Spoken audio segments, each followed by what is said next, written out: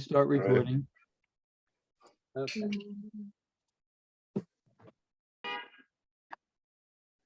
And Kristen, Yeah. jump right in. Okay, well, thank you everyone for joining us. Welcome to Artist Talk on Art, and apologies for the technical difficulties and delay tonight. Today, Monday, October 17th, we have a wonderful panel of Encaustic artists here to talk about their work with Richard Frumess of R&F Handmade Paints, who will be the moderator tonight. As you know, the program is being recorded with all rights reserved by Artist Talk on Art, and that will be available to view on our YouTube channel later. My name is Kristen Eichenberg. I'm the programming director here at Artist Talk on Art. So first, I'd like to thank Richard, Doug, and each of the artists we have here tonight for all their hard work in organizing and preparing all the materials for tonight. And those artists on our panel tonight include Shawna Morre, Joan, Stuart, Ross, Paula, Roland, Francisco Benitez, and Elen, Koment. So thank you for being here. In a moment, we'll have our president and chairman of Artist Talk on Art, Douglas Shear, introduce you to Richard, the moderator, and Richard will then be introducing everyone to the artists tonight, and we'll move forward with the presentations. And I guess since we're already kind of running late, I'll announce next week's programs at the end of the Q&A so we can jump right in. So thank you all again for coming tonight, and I'll pass the mic over to Doug. Thank you, Doug. Okay, thank you, Kristen. So I will start by telling you a little bit about Richard Frumess and the background of R&F. In 1979, at the age of 32, Richard finally settled down to pursue an art career he had always dreamt of. The Brooklyn gallery that took him on saw the way he was handling oil pastels and suggested that he try his hand at encaustic. By serendipity, Torch Artist Supplies, the store he shopped at, was the only commercial outlet for encaustics in the world. His first solo show at the gallery in 1982 was largely encaustic, which he had learned pretty much on the fly since there was almost no literature and very few classes available. Shortly after that exhibit, he began working at Torch. They had begun making encaustics in the late 1940s, but possibly due to low demand, had stopped making it sometime in the 60s and was slowly selling out what remained. So they decided to revive it and asked him to make it. His only experience making paint was for himself in his studio, but he was interested in the materials. No one at Torch had any memory of it being made, so just as he had learned from scratch how to paint with it, over time he developed techniques for making it in his studio. When the store went out of business in 1987, Richard decided to begin the following year to make his own on his own part-time while pursuing his painting career. He named the company after his initials, R and F, for Richard Frumess, which sounded more like a two-person operation than just a guy in a tiny basement. One of those steps was the development of pigment sticks, which was, in a sense, an oil variant of encaustic.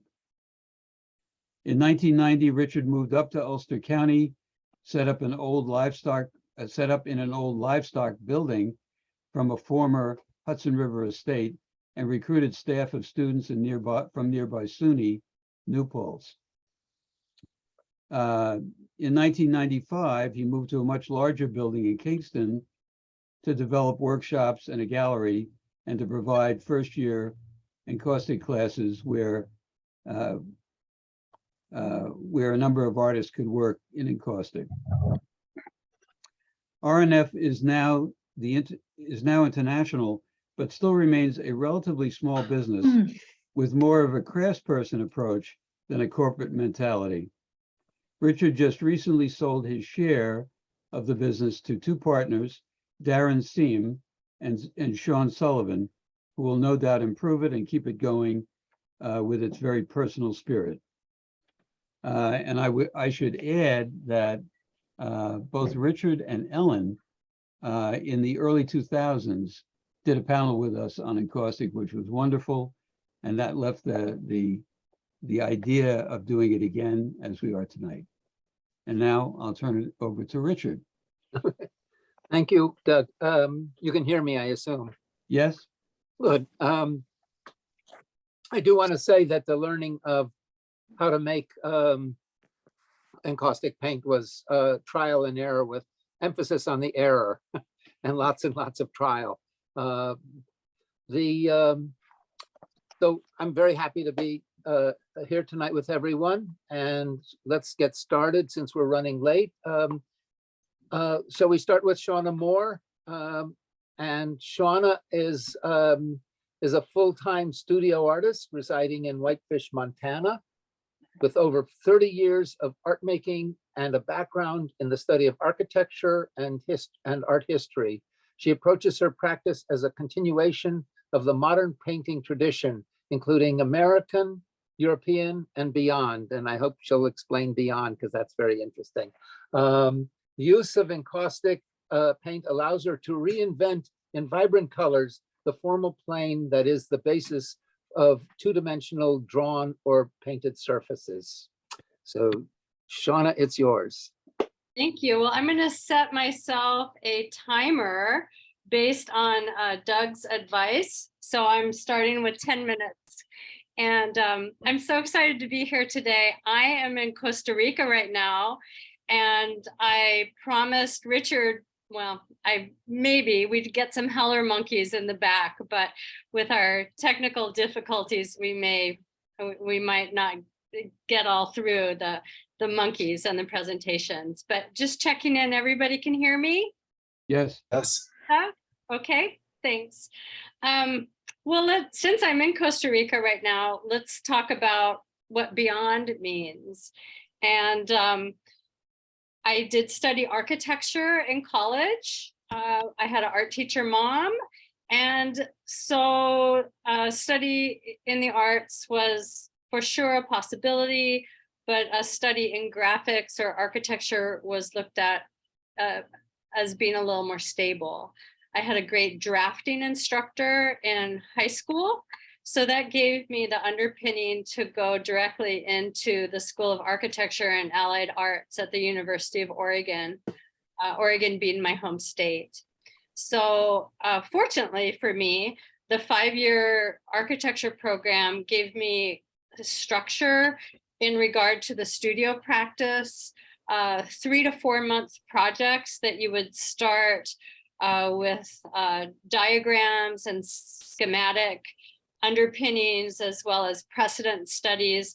So as Twyla Tharp would say, you start sort of scratching into a project and building the foundation, literally, in architecture for the work. And I still do that today as I construct groups of paintings. So starting with architecture, learning architecture history, art history, having the drawing practice from architecture, although pretty rigid and geometric. I did run into a favorite teacher of mine, Alkis Salakis, who is a professor visiting the University of Oregon from Greece, who introduced us to drawing from the figure and drawing freehand in our sketchbooks. And that was really the beginning of the end for me as far as my architecture studies went. I did stay 5 years, but I started to take drawing and painting classes at the Fine Arts Department, which was in the same building as the architecture program. I loved it, and I just started building on working from pencil to charcoal to watercolors, starting to work with oil paints. My first oil painting class was with the 3 primary colors and white, and those were the only colors that they let us use. So we could almost mix the colors, and we couldn't even use brushes. It was palette knife and alizarin crimson, yellow, and an ultramarine blue. Maybe they let us use burnt umber, from burnt umber and white, you can make almost all the colors. So I had a pretty traditional background in art making. And at the time that I moved to Santa Fe and met Ellen Koment, I was working in oil painting. So at that point, certainly in Santa Fe, there is the broad tradition of the weavers, Native American artists. I have a sister who lives in Australia, so beyond could be Aboriginal art, beyond could be, hieroglyphics, petroglyphs, and things that don't really fall into modern painting. So Let us see some pictures, some images. yeah, so I had sent my photos earlier. They should be in PowerPoint for someone to bring up. Is I'll that share possible? them. Just let me know which one is yours because All I have right. them everywhere. Why So they'll be in order. Like they won't be like, mixed up. Okay, do you want to bring up La Fontaine? Are they these ones? Those are my paintings. Yeah, Okay, the La Let Fontaine me just present that. is more golden on the top and blue on the bottom with some circular imagery. Neither of those, but if, Oh, those aren't yours? no, these are mine, but there's Okay, more. sorry. I was sorry. Just let me know when you want me to go to the next picture. Would you go to the next one, please? Yeah, so these are two great images, and I think I'll just stick with these because I've already gotten my first 5 minutes in, and we can revisit at the end. On my screen, at least, La Fontaine is on the left, and then Spectra is on the right. And this is a new style of working that I've done where there's this broad tracery at the very beginning of the process of the painting. And it's a three-dimensional line that then I build on top of with the accretion of encaustic paint up through the layers. La Fontaine is a painting that I made for a friend of mine who recently passed away. But one of my favorite memories was a picnic that she and my daughter and I had on the banks of the Seine and on a trip to Paris. And she was wearing a bright pink dress, sort of peachy, and the sun was shining and the water was rippling. And it was just such a joyful experience that then when in the middle of this last group of work, I found out that she had passed away. I made this painting for her. When I say beyond, so now we're talking about architecture, art, a crazy material for painting made of wax. And then here for me, part of that beyond would be this highly emotive addition to the painting practice where I've, in my mind, I'm going to give myself the luxury of assuming this is true. I captured in wax, in paint, with my experience, the joy, the sorrow, and the essence of a person that I knew and continue to know through this painting. And if I could, that's almost my summation right there. My painting practice is a day-to-day build up, almost in diary form, of my life and the things that I see and the people that I meet, and a deep, deep curiosity about making things and the tradition of painting all over, beyond, and just what unfolds with the practice. I think one of the early statements was trial and error. And even when Richard was talking about the continuation of R&F with its personal spirit, for me, encaustic painting is about capturing my personal spirit in my work.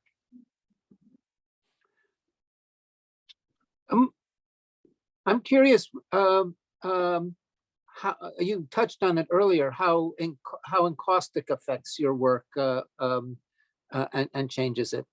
Yeah. Well, it was a real breakthrough meeting Ellen and learning about this new material. And then, of course, the time that I had visited RNF and learning about not only a material, but a fabulous high-end painting material. I'd never used good paints before. So RNF really turned up the volume for me with using the highest grade materials. I'd always made my own, or I'd always used sort of mid-grade oil paints because that's what I could afford. But coming from a painting background, at a time, this is about 20 years ago, having a material that was brand new and presented itself in different ways. The brushes reacted different to the paint, using heat, being able to scrape down and add on.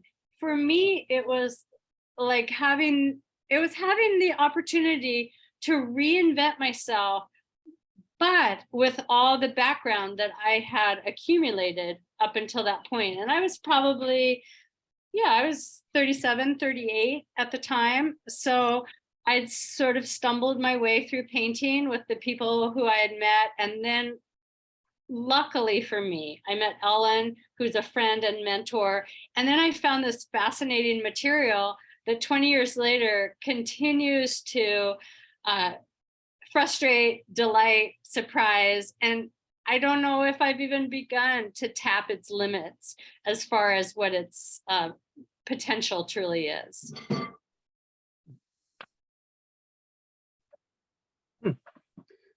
So in a sense, like the dynamic of Encaustic also was affected you. It sounds like the heat, the fluidity and heat and that dynamic of movement within the paint that you usually don't have with any other paint medium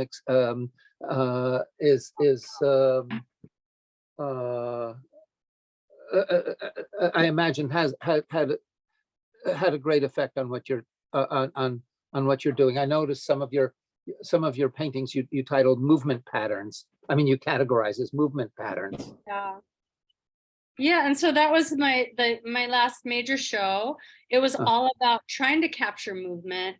And to go back a little bit on your first question, was that, and the question in regard to materials, we all know this who are here as presenters, and some of the audience, of course, you are aware too, with the encaustic paint, it has a structure, it has a mass. The pigment sticks certainly are have the opportunity to be thinner and more transparent in their application.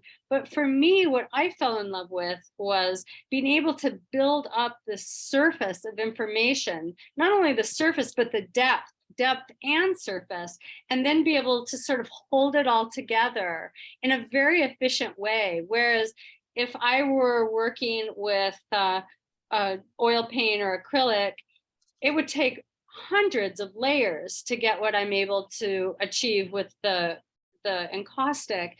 And that was critical for me. Maybe I don't have the patience that it takes from a lot of glazing, letting things dry and then getting back through. But the encaustic, just as fragile as it can be, it allowed me to just dive in and go really fast and kind of get this meaty surface that was so appealing to me and helped me embody my vision and my skills and my emotions. Well, I always remember your excitement when you first began. It was so exciting to you, you know? Yeah, it was brand new. And then, Right. the things I saw in your studio, the things that I saw in books, I could not believe how many different ways there were to work, how many different examples. And even today, as I was posting images from all the different panelists here, so many different ways. It's not this one thing. I mean, sometimes when you teach a workshop, you see people doing sort of the same standard things at the beginning. But when people really harness the energy and match that with a vision, anything is possible. And that is what has kept me going this whole time. And really what Elen invited me to do is I would say, well, what about this? Or how would this work? And she'd say, well, try it. Or yeah, you can do that. Or, you know, if I'd have a crazy idea, she'd say, well, go back to the studio and work on that. Let me know how it is. So she gave me a lot of permission. Ellen, you gave me a lot of permission to just go wild. You did go wild, I and you've went been a very little- successful at it. I went a little wild. So, it's been, besides my mothering practice to my daughter, my artwork is my great joy. Well, That's, I was going to say, Shawna's daughter just graduated from college, and she was a little toddler when we first met, so we go back a long way. Yeah. And I mentioned having an art teacher mom. I consider Ellen my art mom, and she's been I don't like that, but it's okay. art friend, my art mom, my mentor. Right. Mostly a good friend, and the luckiest coincidence of meetings Right. It's true. for both of us too. Right.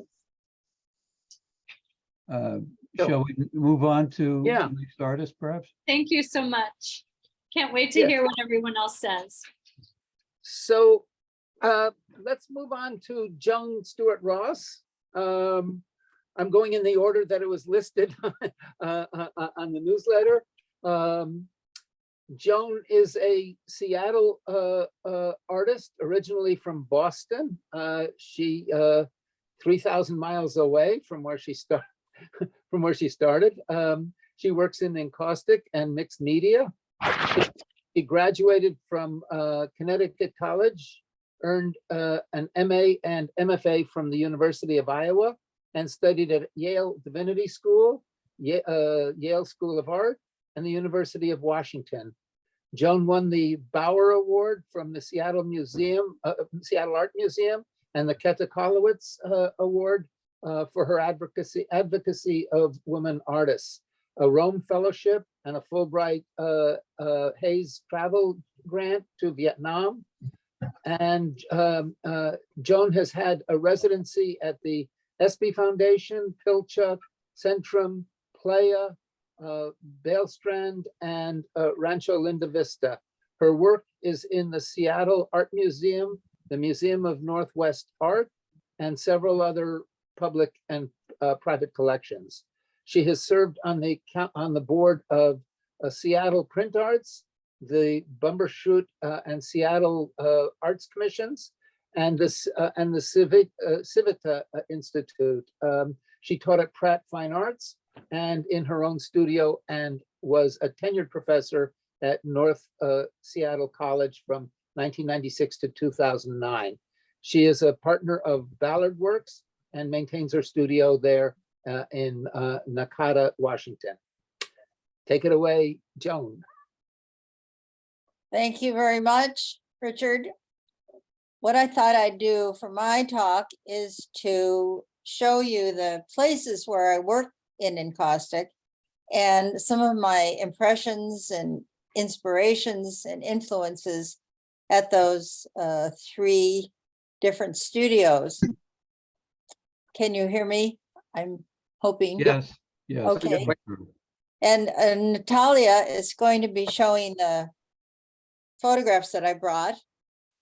This first image is the Ballard Works Studios. I bought this building with 3 other artists almost 20 years ago, and we rent studios at below market price to Seattle artists, kind of our mission to contribute to our community. So we have 30 artist studios in this building, and I started working there on Encaustic when I took a workshop and continued to develop my skills with Encaustic over time. So I've been in these studios at Ballard Works since 2003. And maybe the next slides, I'll just say next slide, please. I'll show you some of the experimental things that I do just to get going. This is my palette on my encaustic bench. at Ballard Works. Looking out that window, when the mountain's out, you can see Mount Rainier. Next slide, please. This is the way I work on my encaustic is usually flat with collage materials and lots of RNF paints. I used to use dry pigment, but now I only use the encaustic bars from RNF. On the wall, as you can see, I have some mixed media drawings where I use the RNF pigment sticks, but my encaustic use is always burned in with a torch, propane torch. Next slide, please. I like to experiment with just drawing with my brush and scratchy materials. On the left are two book pages or books of book pages. I had these books of poems I thought were kind of crummy, and I thought I'd start layering encaustic color on them just to give me some loose techniques to work with the encaustic. You can see an oyster shell here holding down this page. And then I made a series of studio relics using old encaustic brushes on top of panels. I work on wood panels, sometimes reclaimed from the lumberyard up the street, and sometimes on purchased wood panels. Next slide, please.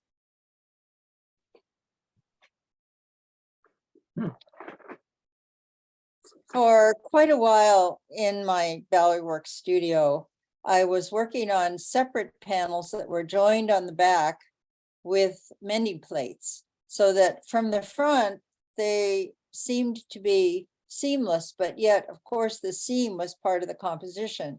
And these are layered engraved panels, where through the encaustic layer, I would scratch with a single razor blade and fill in all those scratches. I was working with the grid for quite a while and collage with color, and then layering over that the encaustic clear layer, and then again scrape and scratch and scrape and fill and scrape and scratch, so that my three themes, which I finally have decided are color dynamics, and composition, filling the page with a brush stroke full of paint. So color dynamics, a big interest of mine, and a celebratory attitude in my use of color, and also depth. I'm very concerned with how depth is contrived by the use of color and line. It's the detail on the right. Next slide, please. This is called Dark Cloud.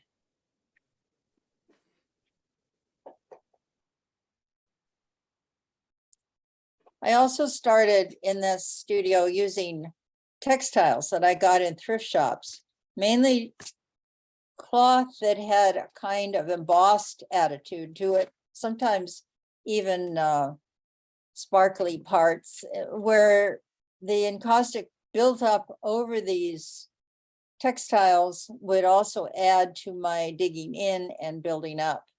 As Shawna mentioned, the structural characteristic of encaustic really contributes to someone who is not really interested in domestic jobs. Really, no. Cooking, no. But in the encaustic studio, you can cook, you can scrape, you can scratch, you can build up, and there are all kinds of parallels to other jobs in life. But this one is the ideal one for me in a way, because it includes color and working with my hands to build structures that hadn't existed before. Next slide, please. These pieces are about 3 feet by 3 feet.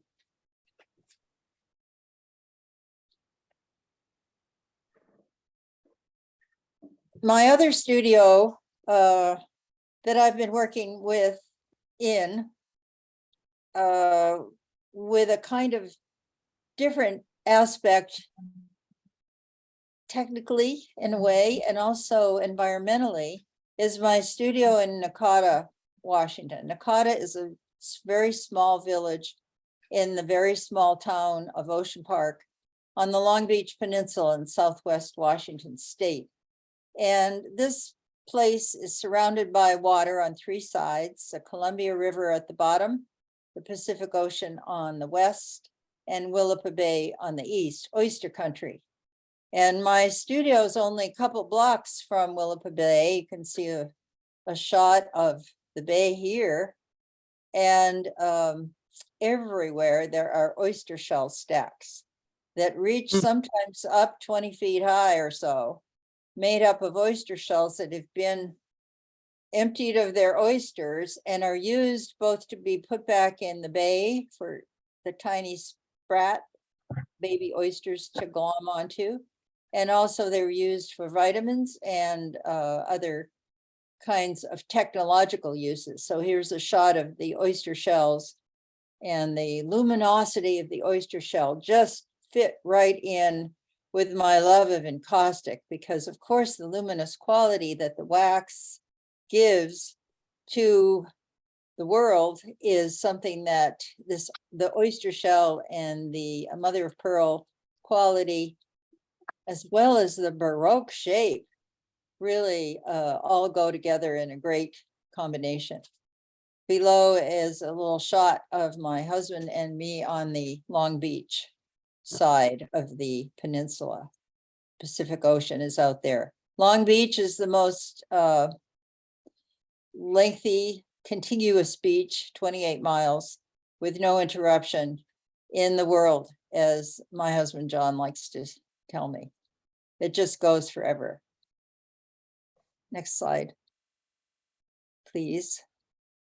In my Nakata studio, I have an encaustic bench at the end of my studio here. And I usually work on big tables with the panels set up on the tables, either joining them later or maybe joining them before I start. Up on the upper right, you can see some of the panels there and the RNF encaustics. And then on the lower right is my oyster painting wall. I did a series of about 50 oyster shell paintings, which referred mostly to the outside of the oyster shell and the quality of the bumpiness and the structural, almost mountainous quality that the oyster shell gives when you hold it in your hand. And I really equated that in a way in my mind's eye with the values and beauty of the encaustic medium. Next slide, please. These are some of my paintings. They're about 2 feet by 2.5 feet. Here, Oyster Duo 1, Oyster Duo 2. I like the relationship of the oyster shells as almost a stand-in for characters in my life.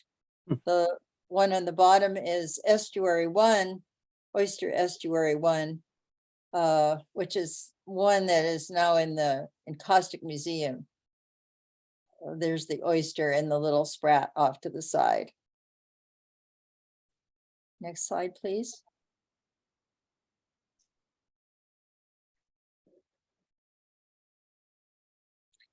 An influence also in my studio in Nakata is the oak leaf hydrangea plant.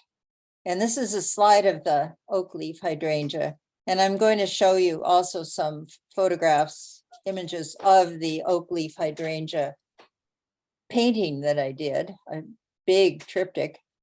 But before that, up have come a few paintings that show the influence of these paneled pieces that I've put together for a show in Seattle in 2019. And below how I put them together on a flat plane and figure out sort of like a deck of cards, what goes with what. It's kind of a puzzle, but a puzzle of my own inspiration, my own idea of how these pieces might fit. So these down below are the pieces in Square Not a Square. This painting up in the right-hand side. If you could take perhaps one more minute and, or unless Richard is jumping in now. No, go ahead. Okay. How many minutes, dear? 12 minutes. Okay, one more minute. Let's see what Natalia has for me here. The next slide. Well, that's great. These are a couple of 4 new works done in my studio that's now been built in my little house in Ballard in Seattle. I've changed my Encaustic studio to bring it home, and I'm working in a new studio built in my basement, and I'm using the catalytic power of yellow in a lot of my very new work, thinking of yellow as really the beginning of a kind of elemental photosynthesis of all of the ecological things that are happening in Earth and in the sky. And I'm thinking of air and warmth and health and all of the signifiers that yellow brings. And here I am kind of going forward and onward. So thank you very much. Thank you. It's interesting how you use you tend to a lot toward texture and so on, and something like Encaustic, I gather, has been a big influence on and motivator in that also. Yes, it brings it into both the visual side of things where you can make it when you view it with your own eyes at the same time as have it be physical. Yeah. Well, thank you. I'm going to move on to Paula. And I'm Paula Roland. And you need to unmute yourself, Paula. Hi, everyone. Nice to see you all. It's great. Let me give you my introduction to you. You didn't, not much. No, I didn't do it yet. I know. Oh, okay. We were unmuting you That's first. why I didn't think much. Paula is somebody I've known for a very long time. She's a paint maker, a painter, alternative printmaker, and installation artist. Her works share an abstract aesthetic which overlays her concern for the natural world and reveal her personal interior journeys. Paula has received awards, grants, and or fellowships from the National Endowment of the Arts, 2 from the Contemporary Arts Center in New Orleans, the U.S. Department of State for permanent placement in American embassies in Johannesburg, South Africa, and Kampala, Uganda, the Santa Fe Art Institute, Virginia Center for Creative Arts, with residencies in France and the US, and the Innovation Award from the International Encaustic Artists and Anderson Ranch Center, among others. Paula is a pioneer of encaustic monotype, having taught the process for over 25 years. I've always called her the queen of encaustic monotype because we have learned a lot from her, from that pioneering work. And it has blossomed into a whole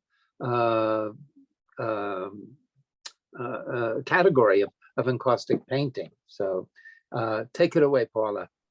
Thank you. Kristen, I have my PowerPoint on my desktop.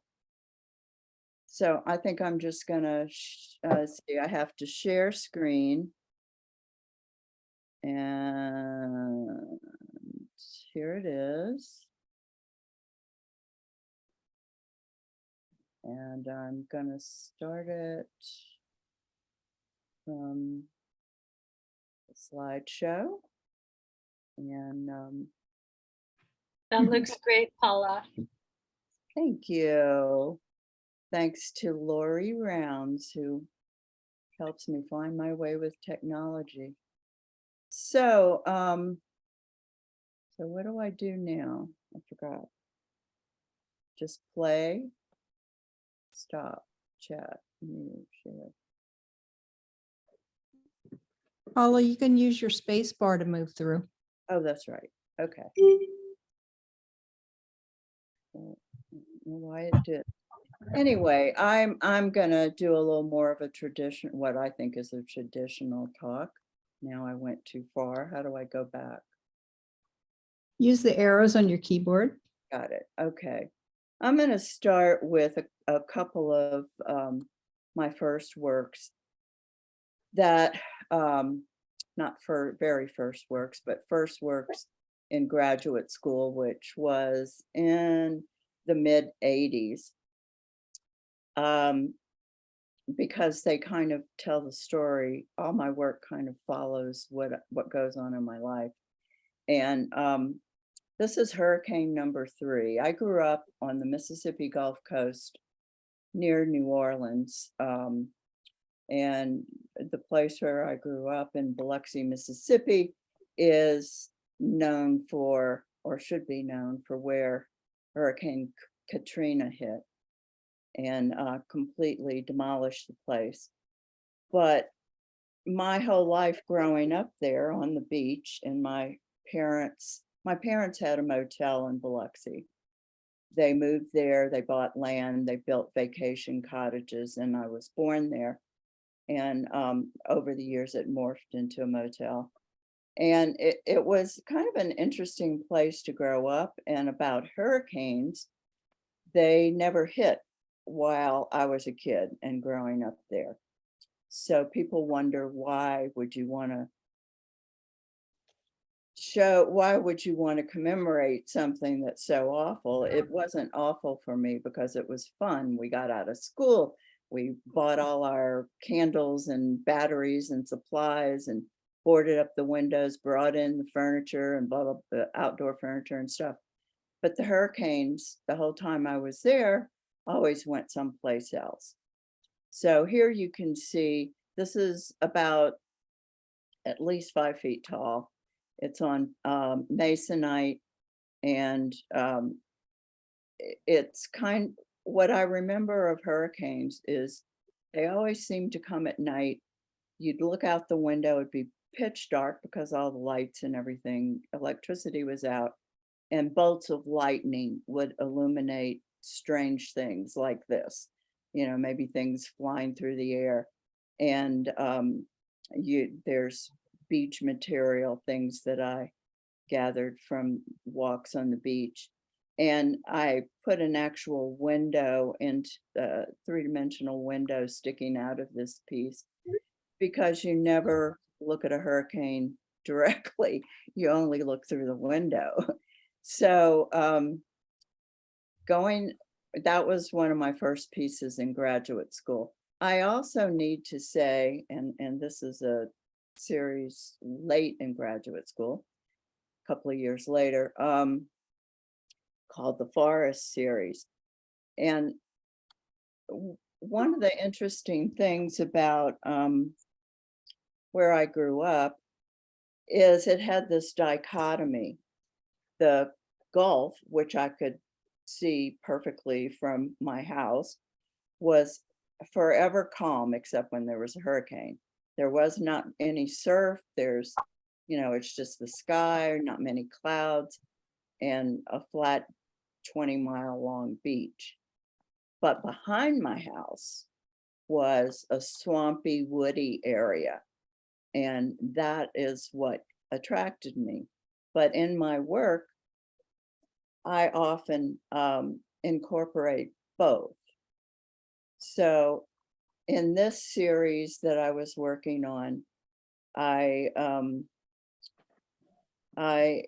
like the way that these stick-looking things, which I thought of as the forest floor, were also actually direct images taken from the aftermath of Mount St. Helens and all the timber that was blown around.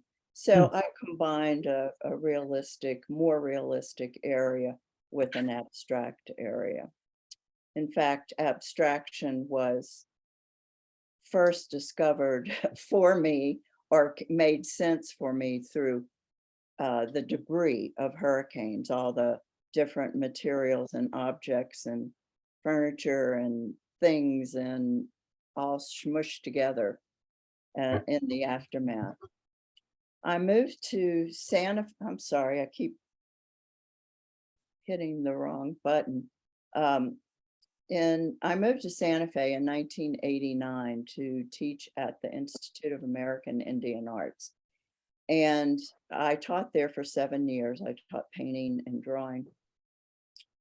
And after 7 years, most of the faculty was laid off, and I had to find another way to support myself. The school lost its federal funding through the Newt Gingrich time when they cut funds for everything, even Native Americans. So I had to rethink my life, really, and I didn't want to move to teach somewhere else. I figured I'd wind up in North Dakota, and I didn't want to. So I remembered that my friend Dorothy Gardner had started doing encaustic monotypes. And this is one of my early encaustic monotypes. This is 1998. So I learned how to do it. I started teaching it, and the rest is, history. So here's a piece I did. I think this is from like 2012, and it's called, what is it called? I'm nervous. Disappear.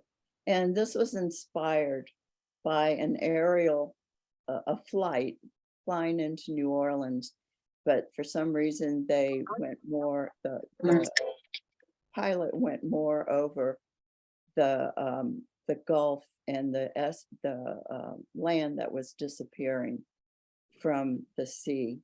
And it's 2 layers of encaustic monotypes. These are 40-inch pieces, 6 of them, and behind these are 6 more 40-inch pieces. And behind that is a diffusing sheet of paper, and then fluorescent lights. And here's a detail. And this piece, Disappear, was shown at RNF in their gallery in a show they gave me about that time, about 2011 or 2012. I'm very intrigued by what process can do. And I started this piece as part of the beauty series, and beauty schooling years was a topic that was somewhat shunned. You weren't supposed to do beautiful work. But around this time, right before this time, I had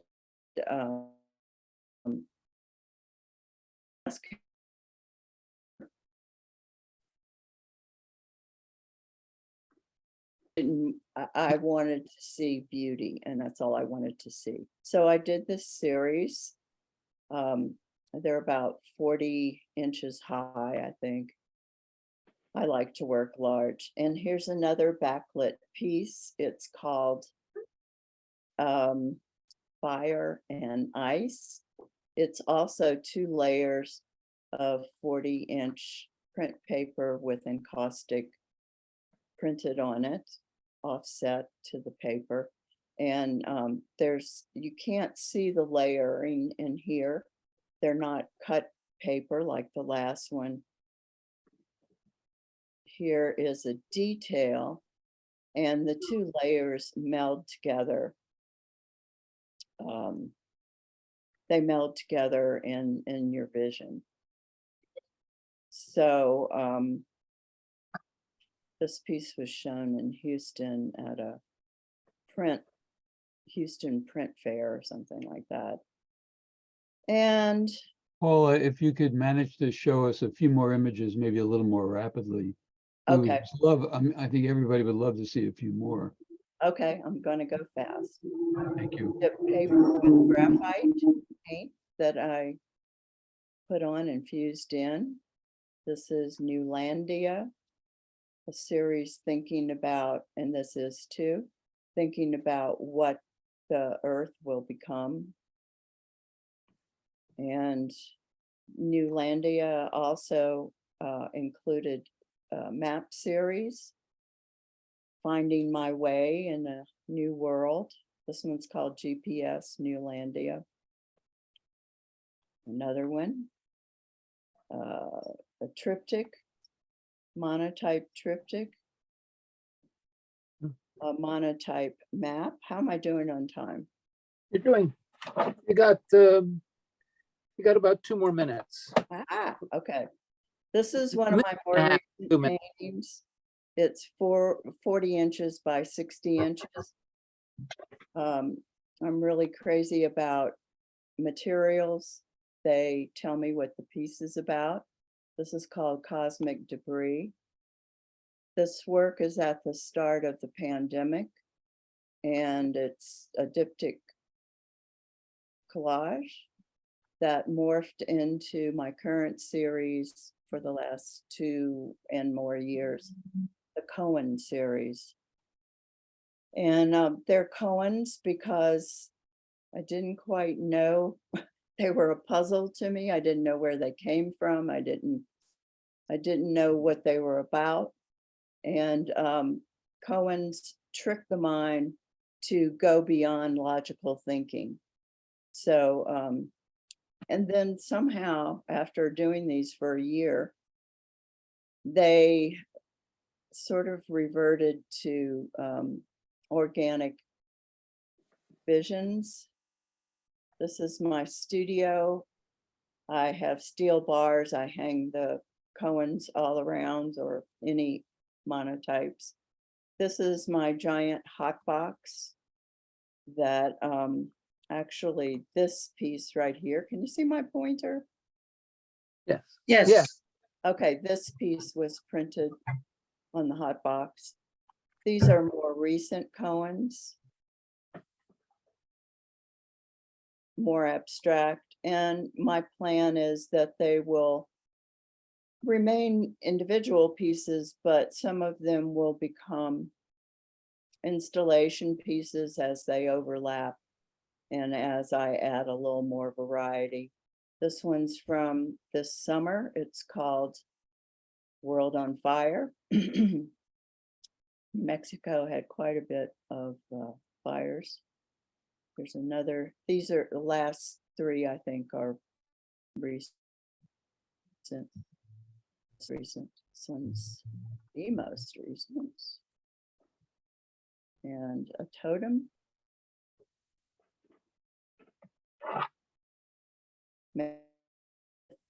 Individual with marks on the hot plate and then put together. And I'm not sure these last 2 are even finished, but there they are. Okay. Lovely Thank work. you. You know, Paula, it's interesting, you know, a lot of times we talk about how Encaustic develops texture and how it's an adhesive and so on, and you can build structural things out of it. You've used it a lot to for its translucency and its letting light through it. You know, letting light almost express itself or transform the paint, which is a whole other aspect of Encaustic that we that makes it this incredibly versatile paint. So it anyway, well, let's move on to, we'll probably have some more discussion at the very end. Francisco Benitez, who I'm sorry is always known as Paco, so I'm going to call you that. That's what I'm sure you want, what you prefer. And Paco he's originally from Santa Fe, and his works he works and exhibits in the US, France, and Italy. He discovered Fayum portraits in the 1990s and taught himself the ancient techniques through an incredible book that both he and I are very familiar with, The Mysterious Fayum Portraits by Euphrosyne Doxiadis. If anybody ever is interested in this, this is in ancient in the ancient use of encaustic. This is the book. Anyway, he has remained in contact with Euphrosyne over the years, and he's given workshops at Harvard University, art museums, R&F Handmade Paints, Encaustic Art Institute in Santa Fe, the International Encaustic Artists, and the Patis Studios in Sacramento, among others. His work has been featured in several high-profile encaustic museum exhibitions throughout the US. And you can now tell us more about your work, Paco. Okay. Can you hear me okay? Yes. Okay. Hi, everybody. Good to see you. Thanks, Richard, for letting me be a part of this event here. And it's really a great privilege. And I don't know how many images I have to show. I think I only sent a few images of my work. So it's going to be kind of an abbreviated view. But I just want to talk a bit about just how I started with this whole thing. I was basically a painter who was very interested in traditional techniques. And when I went to art school, I was obsessed with the old masters. I wanted to learn how to paint like Rembrandt and Caravaggio and all those artists. And I was doing quite a bit of work that's kind of like the piece behind me, which is the one over here, which looks like a Caravaggio painting. And I was doing a lot of work in that sensibility with oil paint. But I always had a fascination with art historical techniques.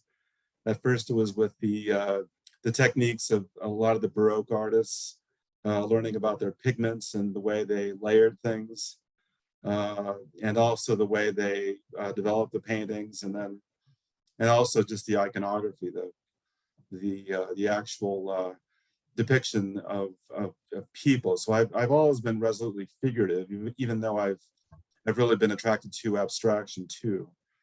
And when I was in art school, I did like to experiment with encaustic. It was more just pouring and kind of futzing around with the paint. But I didn't have any comprehension of how to really manipulate it. And sometimes I would work with it just as I was just intrigued by the complexity of the layering and the transparency. But there came a time when I was living actually in France, and my wife was working at a bookstore. This is back in the 90s. And one day she came home and she had this book, you know, the portraits, the Fayum portraits. And it was a book that just came out, published by Euphrosyne Doxiadis. And the book was so mesmerizing to me that I looked at it over and over again. I could not fathom how one could paint figuratively with this medium. So I kept looking at it, and finally, around 2004, I wanted to have a bit of a change. I had been working with oil for a long time, but I wanted to try something different. And I went to a workshop, just a quick demo actually, on Encaustic. And I took some materials home, and then I studied the book by Efrosini Doxiadis. And she actually describes a lot of the pigments and a lot of the tools. And so I started to experiment in the studio, and it took almost like a year of just fumbling around and making these horrible mistakes. And I think it was incredibly humbling, because I did feel pretty confident as a figurative painter, but this was really kind of going back to basically just the drawing board. And after a lot of experiments and a lot of failures, I started to be able to learn how to actually make something look figurative with Encaustic. And after a while, I started to develop more of a level of proficiency, and I started to really love it. And I felt that connection with the ancient portraits. There's a real depth and something that transcends time, where we're in direct communication with these people that lived 2,000 years ago. And I kept on doing these portraits, but they were portraits of people living today, but more in the style of the ancients. And so as time went on, I actually finally, I met Efrosini herself. She actually came to Santa Fe, and we did a presentation together at the local art store and at St. John's College. And then we continued to be in contact throughout the years. And I went to Greece and I spent some time with her, and went to the museums, and I started discovering some of the tools over there. And so I became more interested in the archaeological aspect of Encaustic and the history. But I also was doing contemporary painting. I mean, I wanted the work to look contemporary. I didn't want to just simply be some kind of archaeological remnant or kind of just a regurgitation of the past. So that was always the challenge, is to be somebody who's contemporary, but also somebody who's looking to the future, or looking to today. So I started just doing more and more of this work. I was exhibiting the work in Europe, a lot in France, and I did a number of exhibitions in Italy, and especially in Sicily. And I had a great time actually sharing Encaustic with all those people over there, who How are very, about very sharing intrigued by it. some with us, Paco, please? Yeah, and so anyway, it's just been a really wonderful voyage. I continue to be in contact with Efrosini. Hey. And so here are some of the works that I've done that are these are just more encaustic portraits of people that are actually living people, and I've wanted to express a bit of the transcendental feel of some of the Fayum portraits with these people that are living today. And I like to sometimes a number of them are a bit more quote unquote realistic, and others are more it has some kind of abstract kind of motif going on within them. But that's kind of the focus of the work is bringing in kind of like this connection between the past and the present. So this is a portrait I did of the daughter of a friend of mine, and I showed that in France this summer. And this again is, I was using the tools of the ancients. I mean, a close approximation. These are tools that were developed by Richard years ago, and they're not really available today anymore. But they were there were a series of nibs and tools that one could use to actually manipulate the paint on the surface, and you know, one can still work with the tools today. But it's kind of a painstaking process of basically applying the paint and then using the tools to spread the paint and fuse all the tones together. And It's actually, so beautiful. Thank you. So yeah, and the interesting thing about this technique is that I mean, it's difficult to express with photography, but the encaustic actually mimics human flesh. So as the light is going through the encaustic, in many ways, it's like the way light goes through human flesh. And so there's this very kind of, this aspect of veracity about the encaustic portraits, which is a bit different from maybe a strict oil painting or acrylic. There's a real depth and luminosity. And so, I mean, that's why we have something like these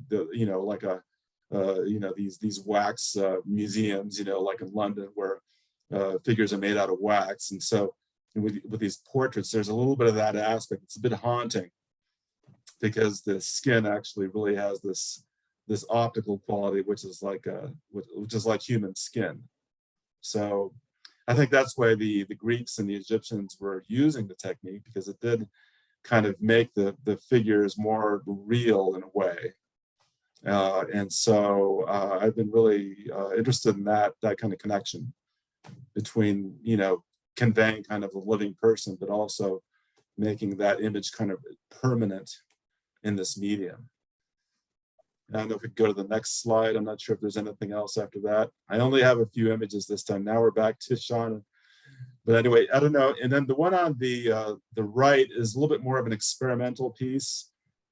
I also like to experiment, and this is one where I actually did a full encaustic portrait using the ancient Greek technique, but then I did an overlay, a pour with encaustic over it, and then I incorporated basically some of the RNF paint sticks, and I did some image transfer, and I just ended up having some fun with a little bit more of the abstract aspect of it. So it becomes a bit of a kind of a more of a ghostly portrait of somebody. So I did a series of portraits more in this style too, which it's a bit of a departure from the previous work. It's gorgeous, Paco. Thank you. And so, yeah, I mean, and I've done, I only have a few images here. I've done some really large ones. I've done some where I've done like a full nude, of a standing woman, and the thing's about 80 inches high. And so, unfortunately, I don't have a photo of that here, but that took about 4 months to complete. With all using the tools and the brushes and all that. But I think when I think of the Greeks, when they talked about encaustic painting, they talked about it kind of like being slow painting, like slow food. Mhm. And they talked about the slowness of it. And there was one that actually one artist who talked about trying to do one painting in one day, but that was really a challenge. A lot of these artists really spent their time developing these works, and they were not, they didn't have the kind of deadlines that we have today. And to answer your question about the tools are still made by Sculpture House, and they are still available. I mean, I'm not sure if they're still making them all the time, but I know that they're still available. And the nibs are pretty available. And when I teach techniques, like I'm going to be teaching a workshop at Harvard in a couple of weeks, because they're going to be organizing an exhibition on the mummy portraits at the Harvard Art Museums, and they wanted to have somebody who's a specialist. Oh. So I'm going to be teaching. I'm going to be giving a lecture and teaching there, and hopefully trying to keep this information within the collective imagination and knowledge. So I think it's important to keep all these traditions up, both the abstract and the figurative. So I don't know, how are we doing on time here? I think you've done nobly, and I think we should move on to Ellen. Okay. Koment. I just want to quickly say, again, Paco, you bring out again another aspect of encaustic, both the connection with the past. I know you had a classical education at St. John's, but as you pointed out, the whole sense of lifelikeness. The Greeks used the word emphasis. I mean the root what this comes from. It was that lifelikeness that was so important to later Greek painting, to especially the Hellenistic period. that and the wax that gives it, as you pointed out. And so again, this is just points out to another aspect and facet of encaustic painting that a lot of your work represents. So let's move on to our last but not least is Elen Koment. Okay, thank you. Thank you, Paco. Thank you. Elen Koment grew up all over New York City, Coney Island, and later the Bronx and the Lower East Side. I don't know what happened to Queens and Staten Island, but No, they didn't make it. they didn't make it. They didn't make it. But she's been painting all her life. She went to the High School of Music and Art and then on to Cooper Union School and then to UC Berkeley, which brought her to California, where she is at the moment. Another No, person. I'm actually back. I'm back.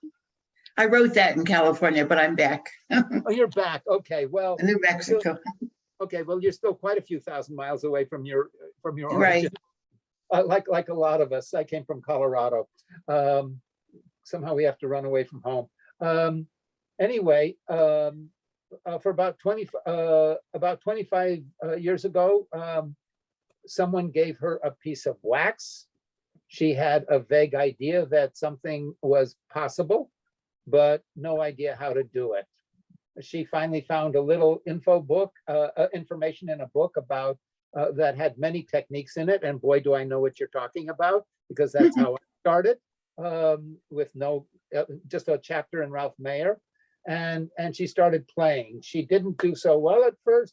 The paint cracked and came off, and then she learned how to make absorbent gesso. I assume you mean rabbit skin glue gesso, which is a trial in itself.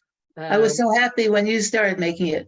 Well, was one of the reasons we did was because it's such a great ground, but it is an enormous. It's a very difficult craft to master. But anyway, like all she has done, as she has done all her life, everything has been a process of exploration, which has included this very ancient technique of encaustic, developing variations of it along the way. Along with teaching, she has, most importantly, always continued to paint. And now she will tell us about it. Okay, I have a PowerPoint and I'd like to jump right in with that. Whoever is putting it on. Is somebody putting it on? Kristen? Hopefully either Kristen or, I have it on my computer. I probably can do it. Yeah, you can either do screen share if you hadn't sent the photos to Natalia and Maruna. Say that again. I had 3 people share them with me, so if you can share them from your computer, that would be good. I'll try. okay. Oh, shoot. How do I keep this and go to PowerPoint? Okay. As soon as you press share screen, which is the green button in the middle, it'll take you to your most recent tab you were on. So that's how you can share the pictures you have.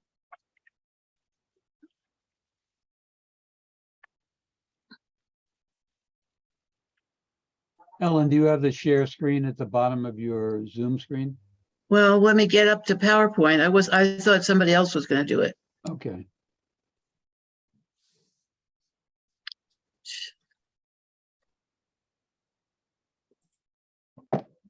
And it's not working. Okay. What happened to Kristen and I sent it to that I thought other gal. I thought several people had it, including Kristen. No? They were sent to Maruna, I believe.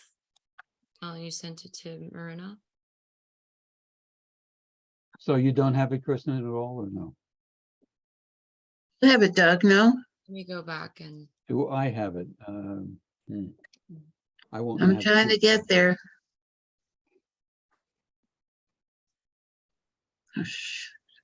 Let me meanwhile say, Sorry. it's all right. While this is getting queued up, that Ellen is the person, the artist, who selected all the artists who are appearing tonight. So she effectively organized this particular panel and selected all the people you've been watching, for which I am very grateful, because I think they were great choices, including yourself. Thank you, Ellen. Oh, you're welcome, but I don't know that I'm gonna get on to, I don't know how to do it, to be honest. Okay, Okay, do you have your pictures like open in a tab? Like, do you see your pictures on your computer? No. I sent them and I thought it was, well, let's see, I guess I have to close this 1 second. I'm looking back at my email and I saw your question about how to share, but I didn't receive. Here, wait, I think I'm getting there, okay. but I'm leaving the meeting. No, I hope not. I hope not. No, if Are you're, we still there? I have my Yeah, PowerPoint. you're here, you're here. Can you see it? No, No, press Not the not green yet. share screen button. and Share. Share screen. It's on the middle. It's like where all the icons are, and it's the bright green tab.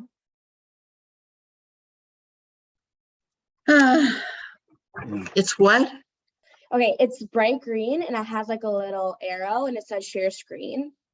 It's where the icons are that say like participants, chat, Chat, video. record, mute. reactions, apps, I don't see any of that here.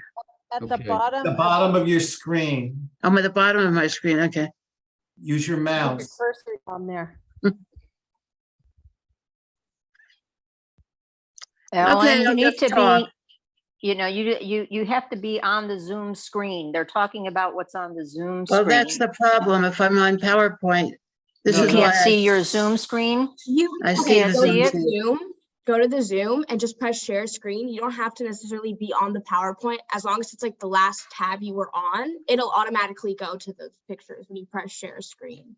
Or it'll let you select the like pictures that you want. Yeah, go back to the Zoom screen. Find the Zoom screen. I see everybody, so I guess I'm on it. Okay, now at the bottom of that, there's a share content, a button that's green at the bottom of that screen, the Zoom screen. You have to be in the Zoom window. I'm in the Zoom window. Okay, find the share content button. Move your Share cursor. screen, okay. Use your. There use you your- go. Okay, now when you hit that, it'll take you to, it'll ask you what you want to share and it'll go to the tab you have open. Don't worry about what's on your computer. Just stay in the Zoom screen and hit that share button.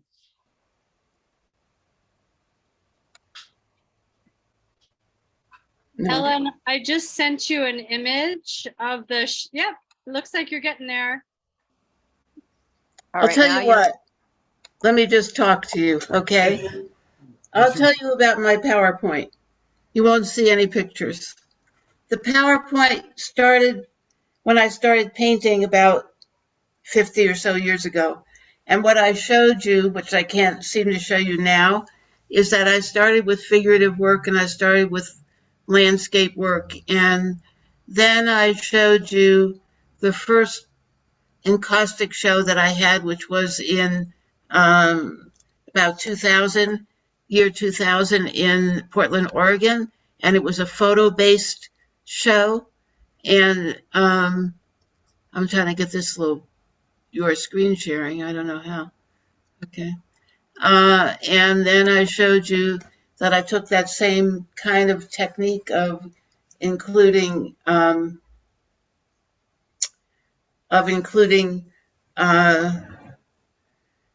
photo images, and I did some more of that with Encaustic, and then eventually, if I just pressed on some things, you can't see that, right? Yeah. Can you see that? Yeah, we No. can see Yep, that picture. we see it. We Oh, see okay, it. so there's something. Okay, this isn't part of my original thing, but that's okay. Okay, but it's So artwork this- and it's beautiful. Right. So this is Oh, shit. Okay, I'm going to take them off my desktop and show you pictures. Good. Try that. I'm trying it. It's not Okay. happening. It happened once and it's not happening again.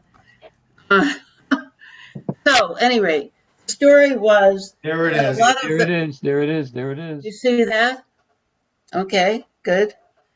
And these are the pours that I started doing about 2011 was the first show of paper pours.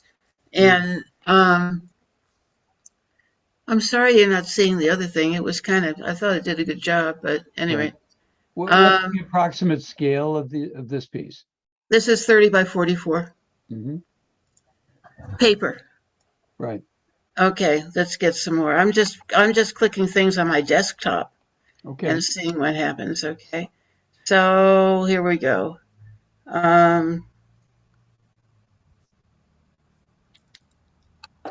Here's another one. This is a slow. Oh, I get a better idea. Okay. And then I'm going to go here where I have a lot of different things. Can you Uh-huh. see this? Yeah. Yes. Yeah. Okay. All right, this is my desktop photos thingy where I store things that I need to use. Mhm. This is panel. This is panel. I'm seeing the pictures of us coming on top of them. Right. This is another paper one, a little bit bigger than the 30 by 44. This is panel. This is paper. This is paper. This is paper.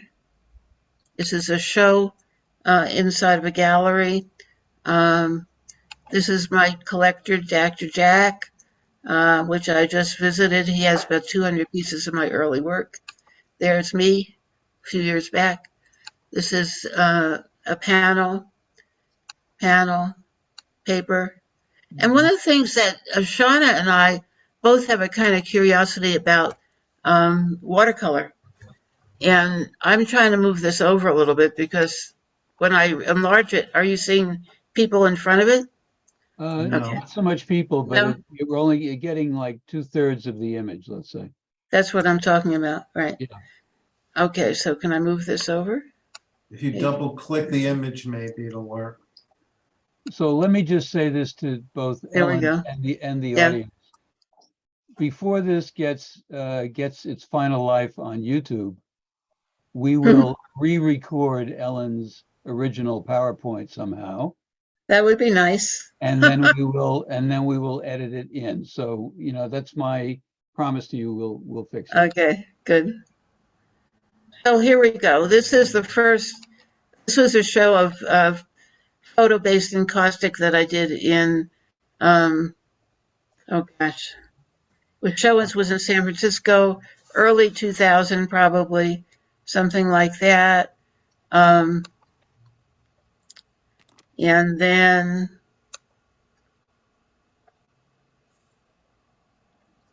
okay, this was a movie about the history of Santa Fe artists.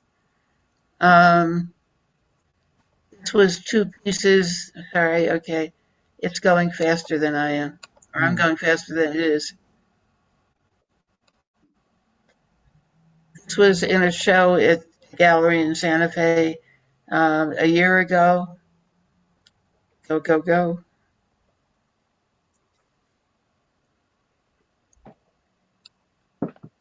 Nice. This is someone working in my studio, a nice young lady. And we've talked about, Sean and I both do watercolors. I didn't really put any in my other presentation, but since we're doing this right now, these are watercolors. And the watercolors to me have a lot of similar characteristics to encaustic. The transparency, the fluidity is, there's a lot to be said. This is a series I did at the beginning of the pandemic because I thought you should bring some light into the world. This is back at Dr. Jack's house. This painting was in a show at the San Francisco Museum. It's not encaustic, it's oil. And so there you go. There's a lot. There's a Right. lot. This Let was me in the show. Yeah. Let me suggest, Ellen, that since I promised Cub Scout honor, we are going to recreate your section just the way you originally wanted it as the PowerPoint. Right. record that, and then it'll be cut in. Okay. So, All right. you know, it may take us an extra week or so to do that, but it will happen. So what I would Okay. suggest is that we go back to Richard at this point, see if he has any questions for the panelists generally. And Richard, you should be looking at the chat to Yeah, see what's in there and pick a few. I looked at, I didn't see any, wait a minute, did I see questions? Somebody wants to know, Ellen, can you talk about your photo-based encaustic, perhaps your process? Well, I don't do it so much anymore, but I have found, I don't remember the name of it, something that you can print on and you can remove the back, and it's a very thin paper. And then you can put that into your encaustic. So, or you can use regular paper and put it in, thin paper. So for me, that's what I do. Another question is about the your pores, the fragility. My fragility? Is it in other words, well, there are two questions here that are about the same thing. Does the wax crack on the paper? And I think the fragility refers to the cracking. And yeah. Well, the thing about pouring on paper is that you have to be very present to the process. I mean, it's not something where you're going to go over it 20 times. So I have my colors all set up. I have my paper all set up. I have my setup, what I'm going to do. I pour and I bend the paper so that I can direct the wax in a particular direction. And then I catch the excess wax with parchment underneath it so I can roll it up and keep it. So it's a really fun process, but it's not for everybody. I think that if there's one thing I would say is that you have to be absolutely present while you're doing it. You can't be somewhere else in your mind, because it's a one shot. I mean, you do it and it works or it doesn't work. So and that's very much the way watercolor is also. That's true. In a sense, the other side of encaustic is that it's actually very forgiving for making mistakes, because you can always scrape down. But when you're and right. Start over, but or rework it while, without scraping down too. But when you're working on paper, it absorbs in and you can't do that as much. But you bring out this whole other aspect of encaustic, just in contrast to what Paco does of working with these tools very intricately with the tools. You're doing big pours and in a very watercolory way, which is a totally different way of handling the paint. And again, it underscores this incredible versatility of encaustic. True. And there's a question, by the way, I just want to get to that. Somebody said, are they, and Paco alluded to it, are the tools existing today that were used by the, let me see, I lost the place where it is, but. The sculpture house? The tools. I mean, one of the things, and Paco, you and I have talked about this before, a lot. The tools that were used by the Greeks were actually adaptations of just tools that were lying around. They were often pharmacological tools. They were mixers. They were cauterizers. They were all kinds of things. And the same thing happens today. You use plaster tools. Are great tools for encaustic. And there are so many that are just available that that you can find in, almost any tool, can find its way to being an encaustic tool. Right. It depends on what effect you want to have. Yeah, totally. I guess the only advantage of the tools that you developed is that they were electrical, so you could keep them permanently heated. Yeah. But right. But of course, you can get a whole bunch of great sculpture tools that you can heat up, which work, beautifully for encaustic technique. Yeah. So, I have a collection of those too. Mhm. So it, somebody asked the name of the book, if I could write it down, and I'm terrible at doing that in a chat. It's The Mysterious Fayum Portraits, Fayum Portraits, and the author's name is Doxiadis Efrosine. Yeah, it's a Frazzini. Efrosine, yeah. Oh, he's got it. Pardon? There it is. Unfortunately, There it this is. is the French version. It's but it's you can find it. It's out of print. Actually, it was printed in 1995, and unfortunately published in 1995. It's out of print, but there are numerous used bookstores, Alibris, Abe Books, and so on, that where you can probably find it. Yeah. Right. And if you go to, if you go to the Louvre in Paris, you can get it. But of course, it's in French. And you have to go to the Louvre. Right. But I've tried to talk to her about reprinting it. I really hope she does it. Well, yeah, the same thing happened with the that wonderful museum show, Encaustic Art in America, the Waxing Poetic, the Encaustic Art in America, that was put on in 1999 by the Montclair Museum of Art, which was the first encaustic first museum show of encaustic, totally dedicated to encaustic. And the catalog, which was wonderful, went out of print, and they didn't reprint it. And RNF actually did do the text. We weren't able to do the images because we weren't able to get permission. But if anybody's interested in the in that book, you can write us. We do have it. Just the essays that were in it, which are very interesting about the history of encaustic art in the United States.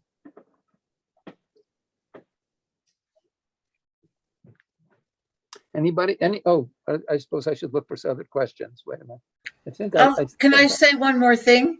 Yeah, That sure. the PowerPoint that I didn't get to show you, what I really was trying to say is that we as artists are expressing ourselves. And whether it's oil paint or whether it's encaustic paint or whatever it is, the main thing is the story that we're telling, that we are. What I've tried to show in the PowerPoint is that things I did in oil then happened in encaustic.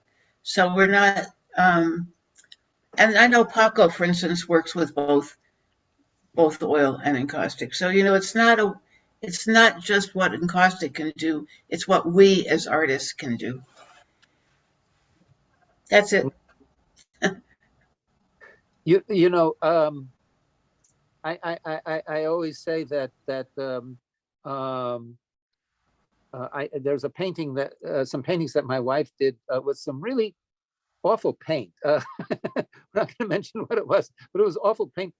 They're beautiful paintings because Right. if you understand the principles of art, you can work with anything. Look what the cave painters did, and they were working with Right. mud and soot.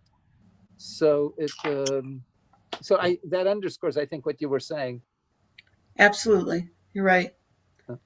I mean, Somebody it is the essence of it. And the materials are important, and encaustic has been great, but it comes from someplace within you.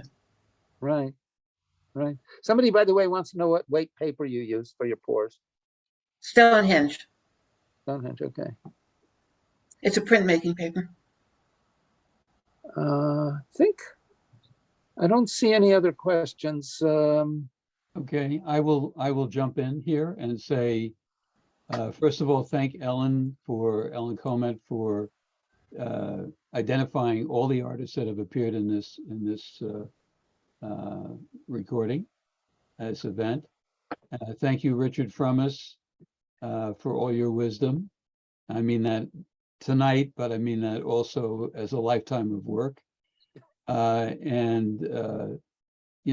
you've done for so many people working in encaustic and even beyond. And I want to thank the members of our programming committee and Kristen, Miruna, and the whole team And we look forward to seeing you again soon. And thank you for being with us tonight. And as I said to Ellen, we will repatch her intended presentation into her section. And otherwise, good night to everybody.